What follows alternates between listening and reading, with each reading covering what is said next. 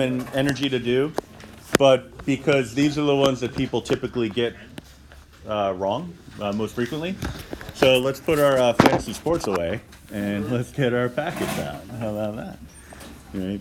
I'm hating on the fantasy sports right now because I'm getting destroyed in my league. So like, listen.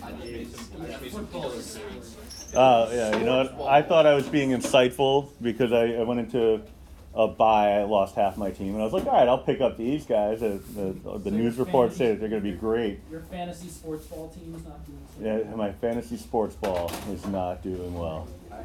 Tyler and I were just talking about that game that year. Yes. When the player team completed the objective sufficiently. Exactly. In the given time.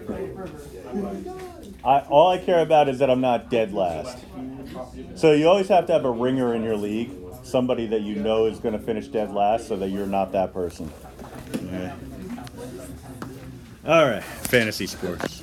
It's garbage. No, it depends. There's free leagues, but then there's for pay leagues. Yeah, so it's when people invite you to join, it sounds like, oh, this will be fun, and it's never fun. It's never fun. It's more trouble than it's worth. All right, so like I was saying, folks, most challenging, most often incorrect problems on test quizzes, perhaps exit tickets. So we definitely want to pay attention to this. All right, so we're looking at page 12, number 7. So this one, I'm going to do it using the U approach. Right, so instead of using, remember we talked about that little shortcut that allows you to do some stuff in your head. I'm gonna kind of bypass that in this case because I want to show you just the intricacy that goes into this sort of thing. All right, so we have y equals cosine cubed of 4t squared. Well, I'm gonna rewrite that because the notation for trig, it's more convenient to write it as cosine cubed, but in terms of the operation, the calculator, just the way of thinking of things, we generally want to at least think of it as cosine as a quantity cubed. All right. So what that does is it makes the cosine function the inner function. All right. So this is my inner function.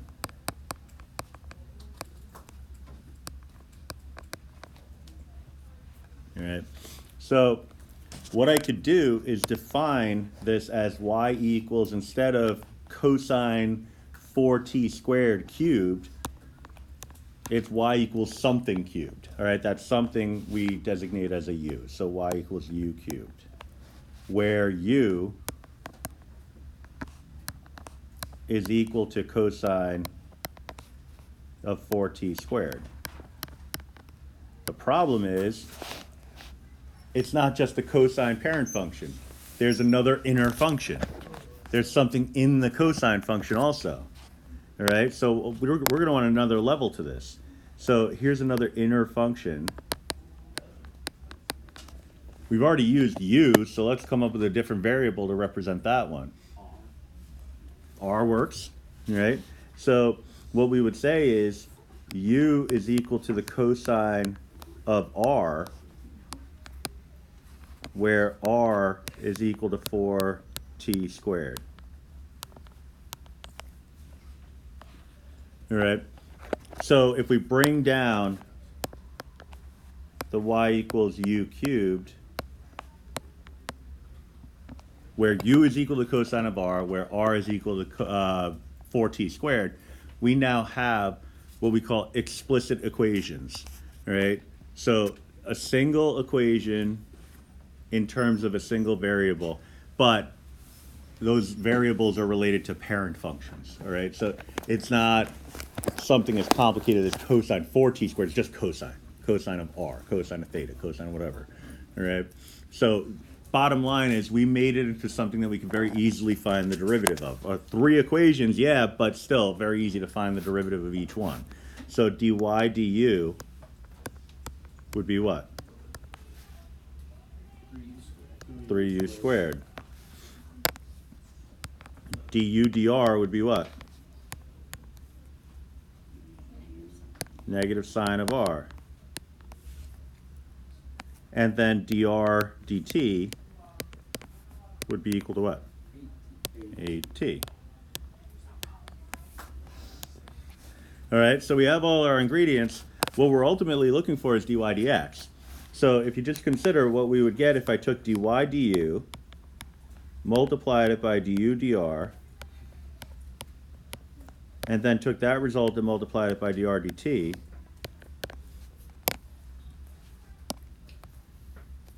you would see, well, the du's cancel, right? The dr's cancel. We get dy dt. I think I said dy dx earlier, but the independent variable is t. So what we really are looking for is dy dt. All right, which is what we'll get if we take these three things and multiply them together. So dy dt is going to be equal to 3u squared times negative sine of r times 8t. Now, we're pretty close to our final answer, but we're not quite there because our final answer needs to be in terms of t, not in terms of u's and r's. So we got to swap these things out. All right. Now, I know u, we stated earlier, is equal to cosine of r. So 3 cosine of r squared times negative sine, and we know r is equal to 4t squared.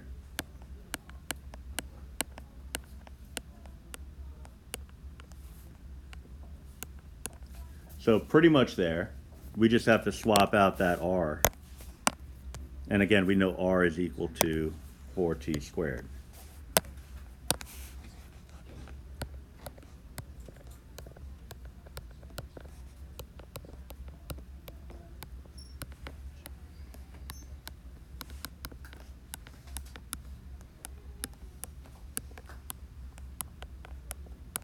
And so that would be our derivative, and that's pretty gross. Look at all that. Oof. All right, I always show it this way first because the intuitive way seems like black magic at first glance, but I'm going to take you through that on the sideboard over here, and I'll just kind of leave it up to you. If you get it, you get it. If you don't, you don't. But at least you have this to fall back on. So, folks, not done yet. So this technique it's going to work every time, but obviously you can see it's like 1,000 steps. All right. The other technique, if you get it intuitively, you could streamline this process significantly, but you might, yeah. I mean, if you're not careful, you can make mistakes. All right. So cosine, it was originally 4t squared cubed, right? Die card with a vengeance. Oh yeah, that was great. I just.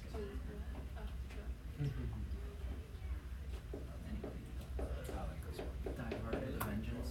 Die card with a vengeance. Bang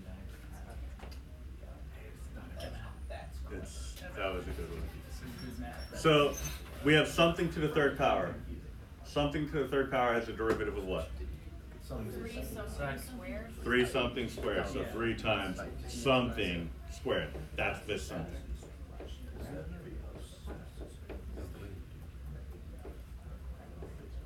All right, so now I have to take the derivative of this something. All right? Now that something also has a something else. All right? So cosine of something else has a derivative of what? Negative sine of that something else. All right? So 4t squared. Now I just need the derivative of the something else. 8t. Wait, how did you keep having to carry that 4t squared so it's over? Yeah, exactly. Yeah. Oh, you have to multiply by each successive part. It's so much quicker. But it's mind-bending. The reason why some people would choose to go this way is because no matter how many times they look at that, they just don't get it. And so if you get that technique, you're one of the chosen few. No, that's not right. It's just you got to work towards understanding why this works the way it does. But sometimes what happens is you have to kind of deal with doing it the longer way until that way clicks. Once that way clicks, you can move away from this completely. All right. What is, I'm sorry, what is that, what is different about that? You're just doing. We're doing it in one line as opposed to 30. But like, what is, okay. You just take the derivative of each piece. Right. Basically, instead of, I don't even know what that's like. It's just another thing. Well, this is the way we learned it yesterday. Right. Yeah.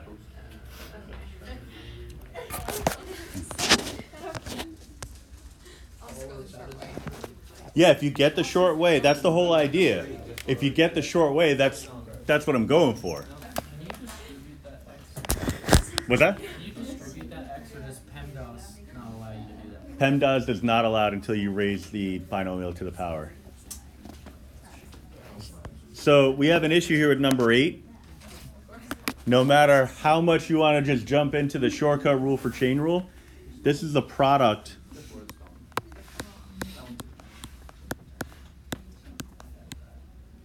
between two functions. All right, so if there's a product between two functions, what do I have to do? Exactly, the product rule.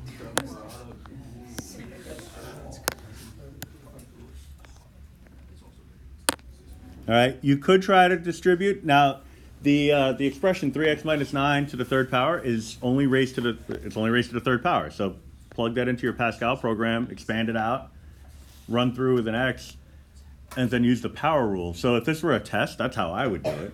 I would distribute out the whole thing. Now, you have the Pascal program, so that could be raised to the 10th power, and I'd still probably consider doing it that way. Right? But we're going to do it this way because we have to learn this skill. Right? So, because it's not always going to be a power relation. It could be, like we saw before, a trig function. Right? So first, so f prime of x, first function times the derivative of the second function. All right? So you can do it on the fly, but what happens is, this is where the kind of class gets divided. Because there's folks that get the shortcut rule, and they could do it on the fly very easily. Then there's some folks that aren't there yet, and they need to do it the longer way. All right? For those that need to do it the longer way, there's a different approach that I'll talk to you about in a minute. All right? But if you want to use a shortcut rule, you're looking at it as something to the third power, which has a derivative of what?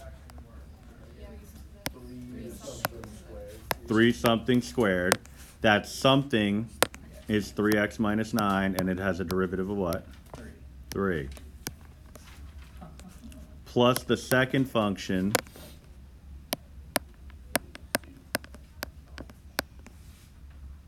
times the derivative of the first, which is just the solid uno.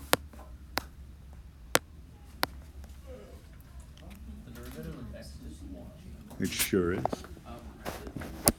All right. And so what happens is the folks who neglect the fact that this is a product, they only really come up with like half of what I have here on the test. And we're nowhere near a test because we got a lot of practicing to do before we can get there. The name of the game with derivatives is really experience. When you get to a point where you've experienced all the different flavors of a function, then it doesn't matter what I throw at you on a test. You've seen it before, right? So you'll see something very similar to this question, except for because he wasn't paying attention. So the folks who aren't paying attention when I go over stuff like this, they'll just try applying the power rule here. They'll multiply the 3 by the x, reduce the power by 1, and multiply by the derivative on the inside, and only come up with the first half of this, and wonder why they lost half credit on the problem. Well, you gave me half the solution, so I give you half the credit. Well, Right? see, now I'm scared that I'm going to do that even having. Self-fulfilling prophecy, right? Like I just created the very thing I was trying to I'm destroy. sure forget everything you just said, and then it won't happen. And it'll be like a subliminal message that I just, No, God. yeah, it's terrible. Really very, very frightening. So let's say you needed to do it out the longer way because the shortcut approach that's the whole solution because we don't need to simplify. So the other possibility would be very similar start. We would say f prime of x, so I'll say or. F prime of x, we'd have first, then I would write, just in notation form, times the derivative of the second. So I would write d dx of 3x minus 9 cubed, indicating that I'll need to include the derivative of this expression plus the second times the derivative of the first. Now you might disregard this part of the process, but I'm going to suggest that you don't completely disregard it, because this is your bailout if you forget, like, you know, you have to do product rule, but you forget how to find the derivative of a particular component of it. This is your bailout, because I can still give you the majority of the credit for the problem. Because let's say, for example, you knew that you had to do product rule, but you just completely whiffed on how to find the derivative of that term or that expression. Maybe it's not something as simple as that. Maybe it's a trait function. Maybe it's a tangent, and you forgot that the derivative of tangent is secant squared. Instead of just saying, the hell with it, I guess I'm taking a hit on this whole question, what you do is you write it out in this form and just indicate that this part of the solution would be the derivative of the thing that's contained within the brackets if only you knew how to find that derivative. So then I take like a half a point or a point off, and then we move on, because you demonstrated the majority of the skills necessary to solve the problem.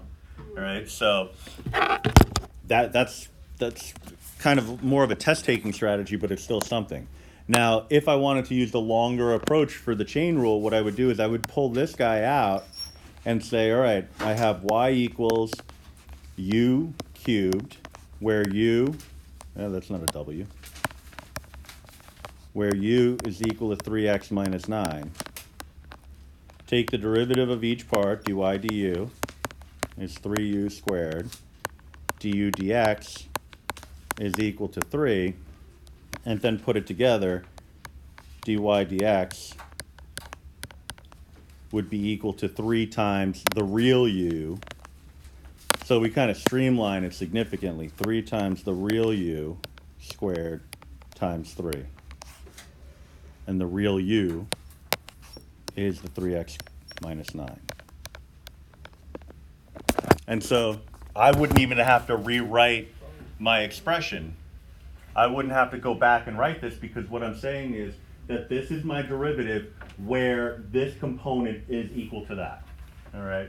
So this would be an appropriate way of representing a final answer also. All right? It's a little bit more notation heavy, but it still gets the job done. Because the one thing that you shouldn't really waste your time doing is rewriting a function just to replace this with what we know it's equivalent to down here. We've already made the statement of equivalence.